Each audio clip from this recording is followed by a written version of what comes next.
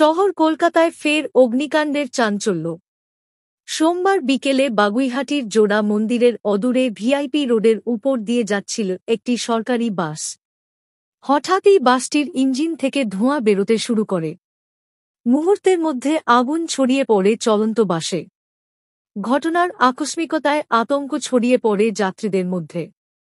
অনেকে তড়িঘড়ি বাস থেকে নেমে প্রাণ বাঁচান। খবর পেয়ে দ্রুত ঘটনাস্থলে পৌঁছায় দমকল বাহিনী। তাদের তৎপরতায় আগুন নিয়ন্ত্রণে আসে। সৌভাগ্যবশত বড় কোনো দুর্ঘটনা ঘটেনি, হতাহতের খবরও মেলেনি। এয়ারপোর্টমুখী ওই সরকারি বাসে ঠিক কিভাবে আগুন লাগল তা নিয়ে শুরু হয়েছে তদন্ত। দমকল কর্তৃপক্ষ প্রাথমিকভাবে ধারণা করছে, শর্ট সার্কিট কিংবা যান্ত্রিক ত্রুটি থেকেই এই অগ্নিকাণ্ড।